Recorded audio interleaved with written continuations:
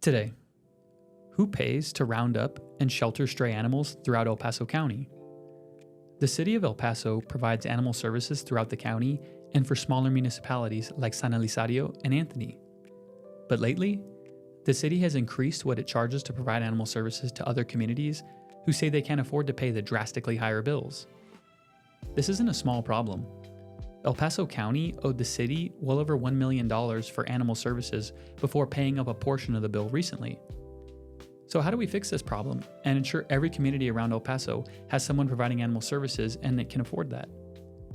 El Paso Matters senior reporter Elida Perez would join me in a moment to talk about a recent story exploring this issue and how outlying communities feel after seeing their bills to the city triple.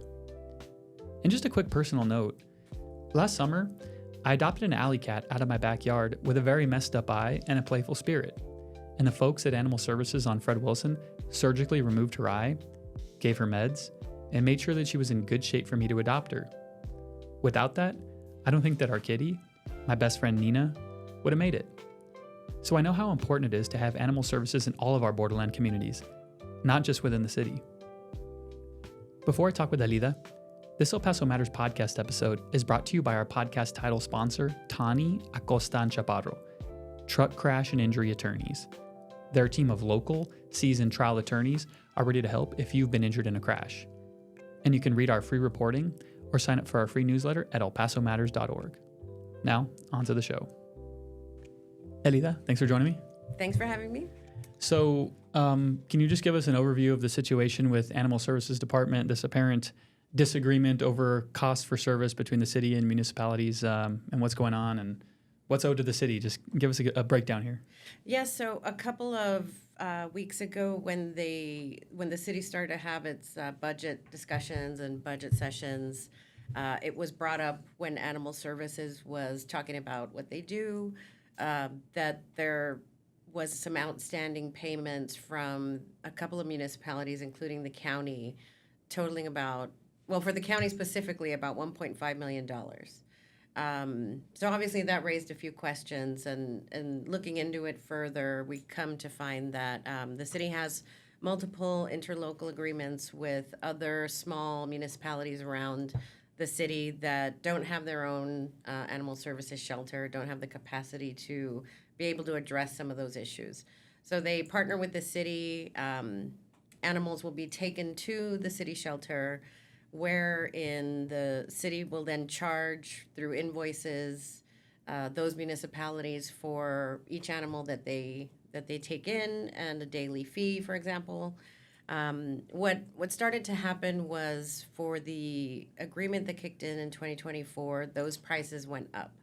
And so some of these smaller municipalities got, there's, for lack of a better word, kind of a sticker shock, and started to really take a closer look at what they were being charged for, what animals they were being charged for.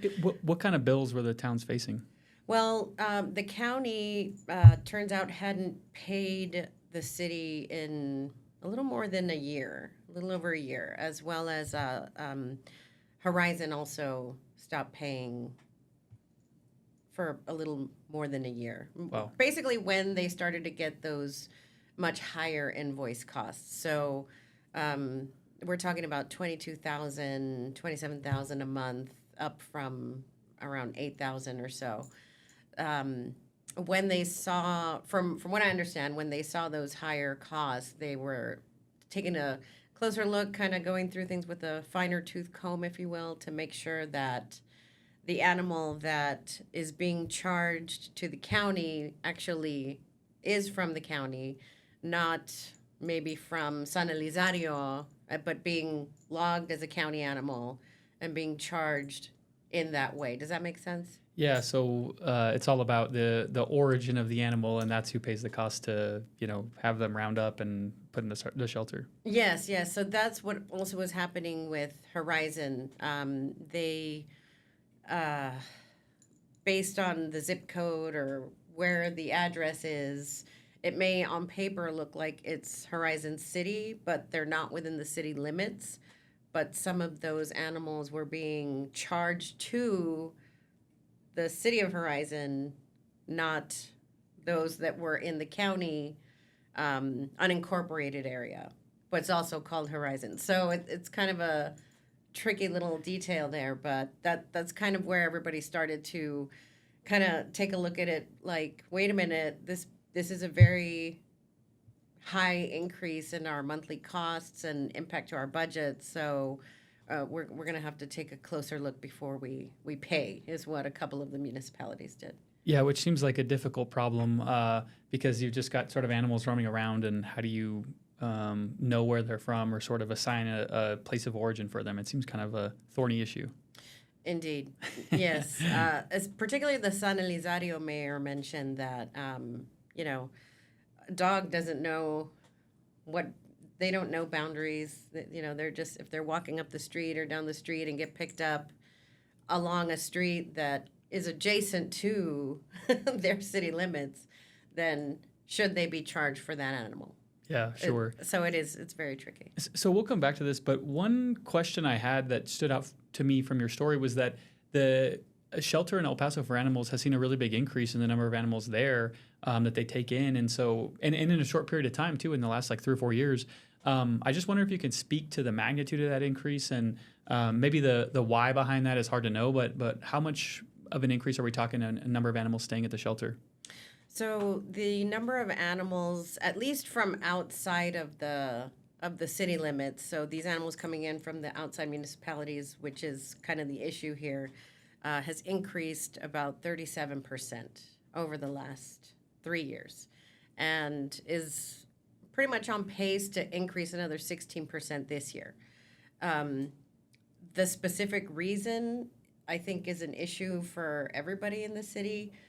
Whether it's people not spay and neutering animals, whether it's strays out there that were never spayed or neutered that are out there reproducing, and the problem just gets exacerbated when they're out there left to their own devices, if you will. I think it's an ongoing issue that's really hard to pinpoint the exact why. Yeah, and you would think that like the population hasn't increased so much that would drive that much of an increase in strays. So obviously there's some other factor, but anyways, it was just interesting trend, I guess, of a pretty large increase, right? Of over a third. One thing too, Elida, that I wanted to talk about is like the shelter isn't the sole provider of animal services, right? It's the city's relying on fosters as well to provide that service. Which just strike me as a little bit of a kind of odd dynamic, that kind of relying on people in the community to take people in, or take animals in.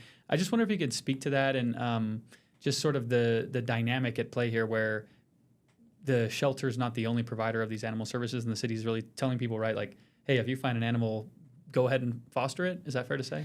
Excuse me.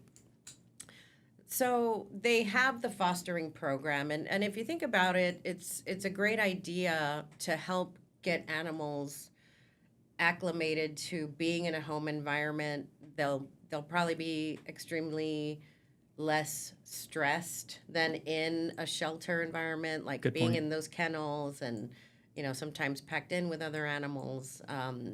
The socialization declines for a lot of animals that are kept in those conditions. So the foster program allows animals that would otherwise have been in the shelter for unknown periods of time to acclimate to a home environment, or back to a home environment if they had been in the shelter for however long.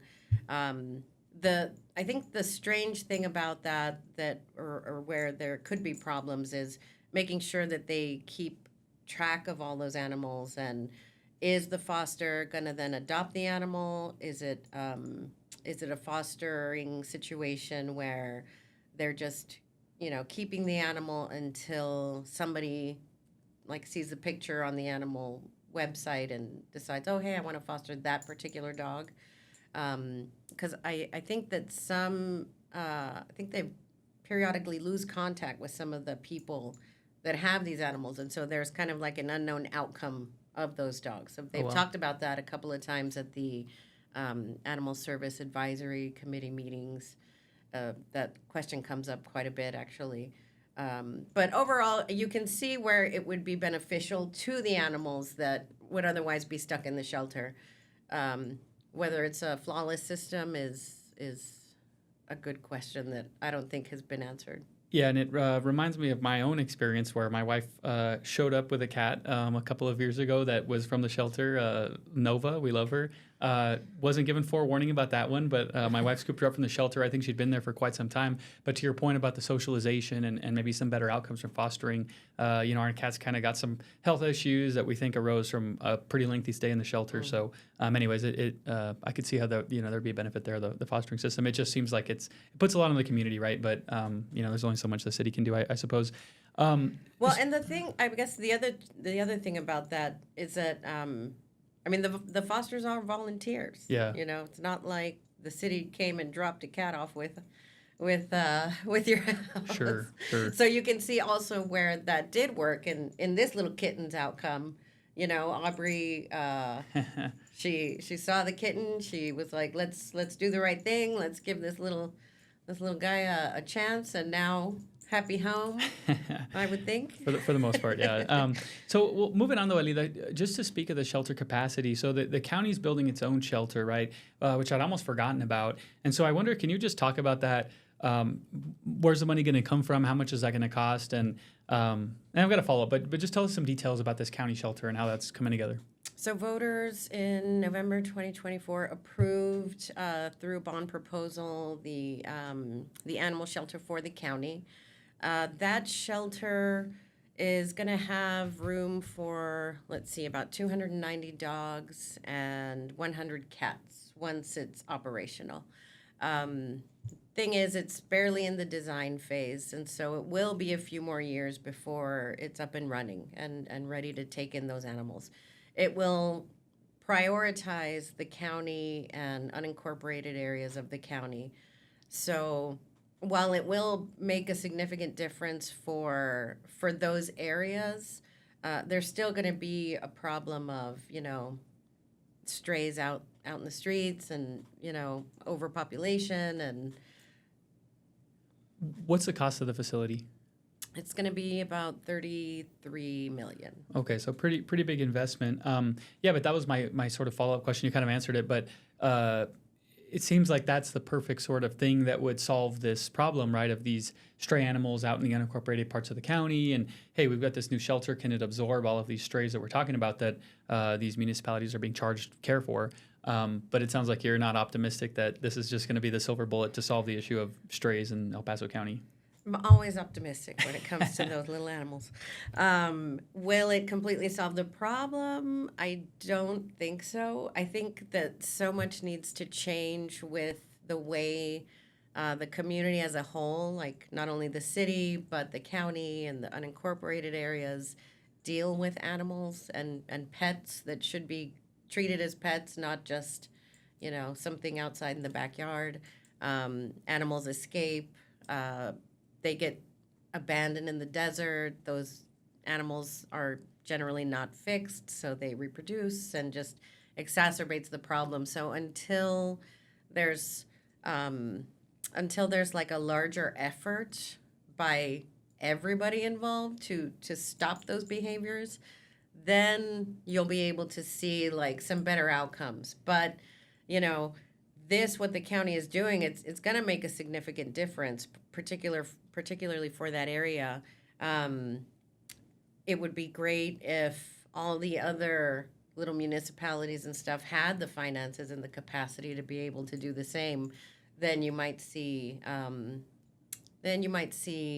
some better outcomes. But for now, it's still going to be an ongoing work in progress. It sounds like what you're saying is greater personal responsibility among El Pasoans as it relates to their pets is part of the solution, at least in the city's eyes? I would say yes. I Yeah. would say yes. I'm not ashamed to say that definitely has to be some better personal responsibility for people that are pet owners. Yeah.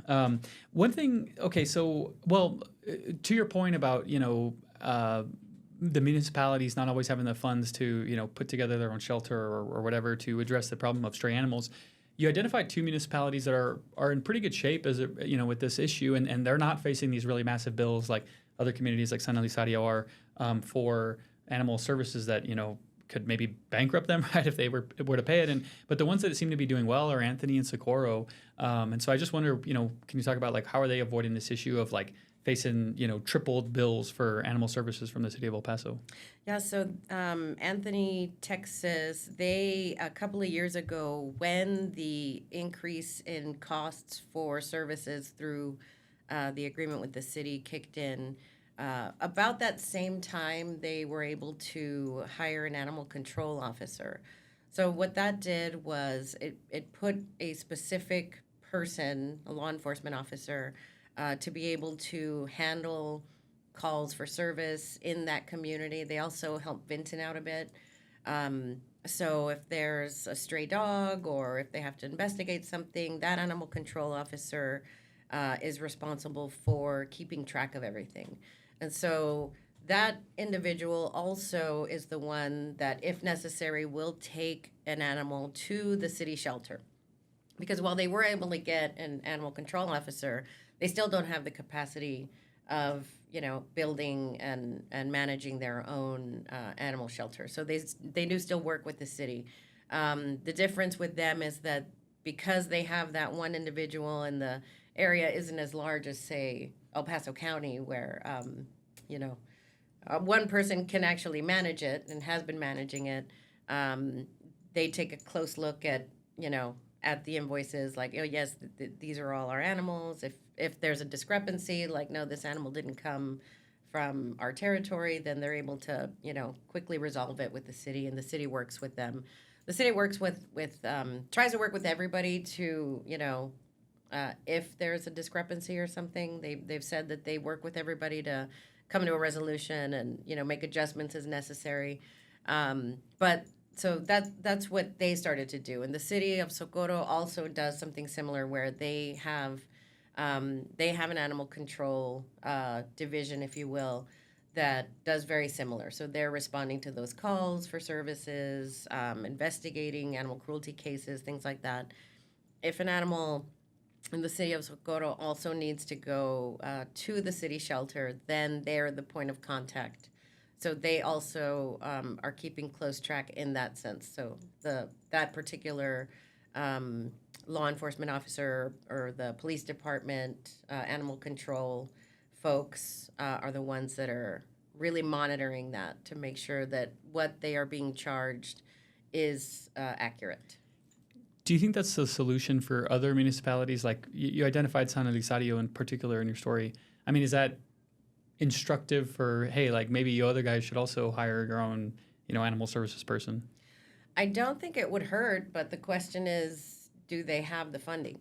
From what the mayor of San Elizario said is, they have a very small budget compared to some of the other smaller municipalities. So I think they're looking at about $2 million annual budget.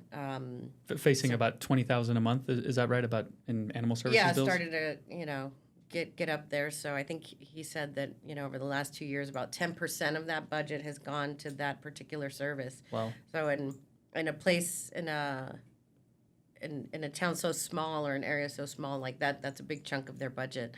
So do they have the financial means to hire a specific animal control officer? The county has agreements with some of those other smaller municipalities for animal control services. So it's kind of one of those things where if there were more animal control officers that could serve these smaller areas, then that could probably also help as well. But I think that the challenge is becoming more financial in nature, and everybody knows the cost of everything is going up, and I think everybody's in kind of that situation where it's like, what can we afford to do here? And that's really, I should have asked this earlier, but like the reason that the costs or what the city is charging these municipalities for animal services, the reason that's going up is because the city's saying, like, look, it's more expensive for our veterinary care or things like that, right? That's what the city's saying, that, hey, we're charging you guys more because our cost of service is more. Is that fair?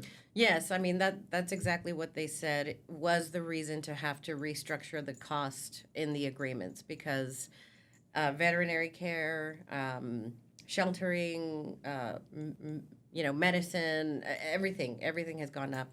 And in the prior, the way it was structured before, there was a daily, there was a fee for the impound. So each animal taken in, you get charged.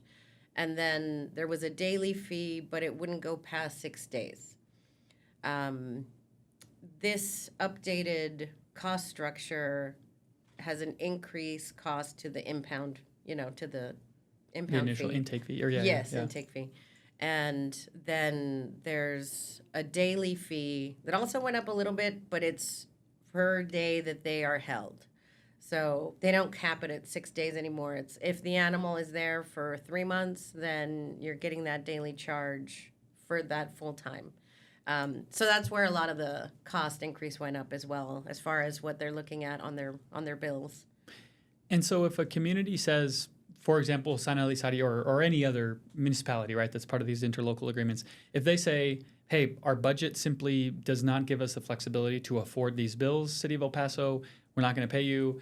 I don't know. I suppose they could cancel the interlocal agreement, whatever. The point being they can't afford the services. So then what happens? Unfortunately, what would happen is that the city would, so they would care for the animals that were already there throughout the end of the agreement, right? So let's say my agreement is set to end in September 1, I think. So a municipality says, I want out, we're not going to renew, we're going to cancel this agreement. So whichever animals they had taken in up to that date, they continue to care for those animals and make sure that they get adopted out or transferred to another rescue or, all those general things that they do to try to find homes for animals and things of that nature, like fostering perhaps or whatever is necessary. But come the end of that agreement date, then the city would no longer accept animals from that municipality, which if the municipality doesn't have an animal shelter or any other means to care for those animals, you might see a situation where there's an increase in strays in the streets or other area rescues might get overwhelmed with people that say, I can't take this animal to the shelter. Can I bring it here? So there could really be a potential increase in stray animals in those areas. Wow, so it's fairly high stakes, right? If you it don't could exacerbate the issue that is already existent. You know, we talk about this already big increase in animals going in. Part of that is because there's so many animals out there that are already just dropped off that are not, spayed or neutered, and they're just reproducing. So it's already challenging to handle that. So you imagine just, putting another crack in the wall to let the water coat through, and it's just going to create more of the same problems. Based on your reporting throughout this story, I wonder, do you think that this issue exposes a rift between any local governments, right? Whether it's the county and the city or any of the little municipalities in the city. And I ask that because I think Betsy Keller, who's a county administrator, she had a pretty interesting quote in your story saying, we want to figure this out because it doesn't really do anybody any good to have that scenario you're laying out where there's no provision of animal services in an area. But I feel like at the same time, the city council rep Chris Canales was kind of look, we're owed this money for providing the service. And so I just wonder, does this expose maybe a little bit of discord between our local governments? I wouldn't completely rule that out, but I also, it's kind of you can see both sides of it, right? If you're in the position of the city, you're well, this is how much it's costing us, and we're not even recovering the full cost of taking care of these animals. And in talking to them, you can see that they're well, we're not going to not provide the services. So it's it's in everybody's best interest to work together. What makes 100% sense for everybody might look a little different. So where one municipality is seeing is under stress because, I don't think we can afford this anymore. What do? We need help. But so it's kind of they're in between a rock and a hard place. I would say more than a rift. I would say it's more you know, It's a difficult problem. how do we deal with this? Because you have to do A, B, and C, and we have to do A, B, and C, but the numbers aren't jiving, you know? Yeah, and it kind of strikes me as a somewhat odd problem because like these animals all exist in the same area that is El Paso, right? But it's like we're trying to figure out what is the exact place that this animal is coming from and how do you assign the cost? And as opposed to like it feels like this issue we could solve collectively, but there's like this kind of challenge of like these jurisdictions and figuring that out. Which I wonder, I mean, I don't know if there's any clarity on this. Like, do you know how they even can tell where a stray animal comes from? Is it just if it's microchipped or something like that? Well, so if it's an animal control officer picking up a dog, then I think it would depend on where the officer logs where the animal came from, which could potentially create that dog doesn't belong in my jurisdiction. It wandered over. Right. But Horizon's got an interesting situation because of the way the zip codes are. If a person has Horizon City, Texas on their driver's license address and takes and drops a dog off, but they're not within the city limits, that dog might accidentally be invoiced to the city of Horizon, even though that individual doesn't live in the city limits. So that's what they were kind of seeing. So it's a matter of like, where are you from, little dog? Like the little dog doesn't know where they're from. Exactly. And I think sometimes there's these blurred lines of the boundaries of the, and I can't speak to how closely animal services staff, for example, I'm sure that they see the address, they log the address, and I don't think there's anything nefarious there. So it's tricky. So sure. And just last question here, Elida. I appreciate your time. So I just wonder if you could speak to what's next in this situation. And one thing we should have mentioned, like the county has paid up some of that $1.5 million you identified, right? Which is a really big bill, right? But they have paid up some of it after auditing this and saying, okay, yes, this animal is from unincorporated area of the county. That is our responsibility. So it seems like these audits will continue, and maybe these municipalities will pay some amount to the city in the near future. Maybe I'm wrong on that. I just wonder what you see as the next steps as it relates to this kind of impasse of like who pays for these services and how much and so forth. Yeah, excuse me. So the county is, I would say, paid a large portion of it, definitely more than half, 900 and something thousand, while they take a look at the remaining details, and I think from there they'll work with the city, or they'll go back and forth with the city on like, okay, well, this is what we saw, this, can we work out how the rest or remainder gets paid, or but they are definitely making those moves to address those services that were provided, that they were able to confirm, right? Horizon has also said they're getting close to wrapping up. They said they have the money to pay, but they just wanted to make sure that they're paying for what they need to be paying for and no more, because they also, they don't have like city budget dollars, or county also has a larger budget. I think those smaller municipalities have to be a little, or are being a little more cautious, just to make sure, like, it's like I've been using this example of, it's like when you have a monthly bill for a service and it's like $70 a month, and then out of nowhere it's like $150, and maybe you don't think too much about it the first time, but then it is $150, consistently, and starts to climb up. Then suddenly you're like taking a closer look at that bill and those line items, like, wait a minute, what am I paying for exactly? So it's kind of like that's the example I think is more relatable to everybody. Like it's kind of like my water bill rising drastically and tripling, and I'm going, man, what's behind this? And then, I spot a leak in my front yard. So yes. I know what you mean. Yeah, you have to sort of comb through the line items to see sort of what is this big bill. So I think that's what's happening. I don't think that these partners aren't trying to not pay ever again.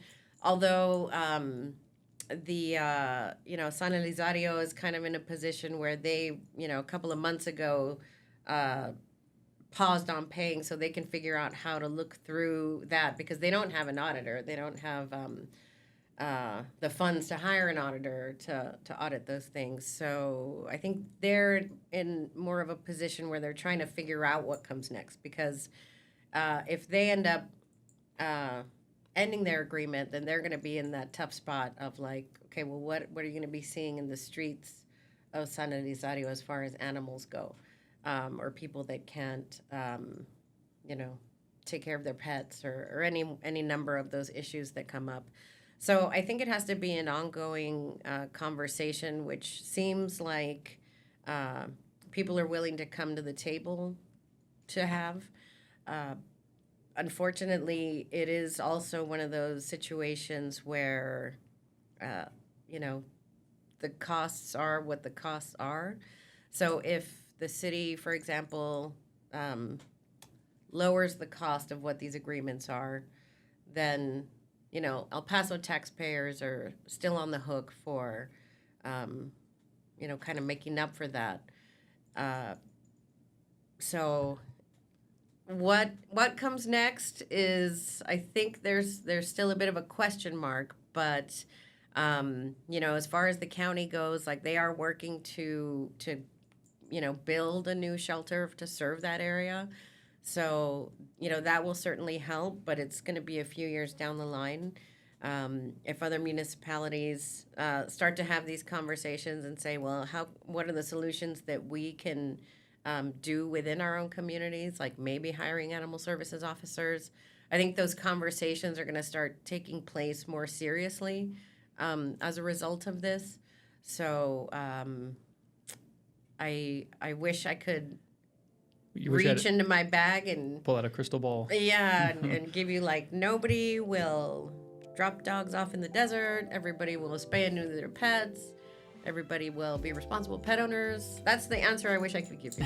But I think it's still a little uncertain. Sure. We'll be curious to see how this impasse plays out, right? And sort of how the city and these municipalities come to terms and kind of settle up these bills.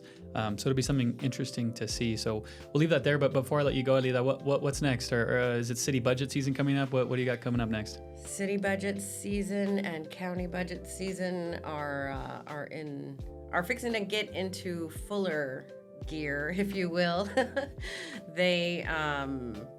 We're getting closer to adopting budgets, hearing what the actual tax rates are going to be based on certified values, which should be out at the end of this month.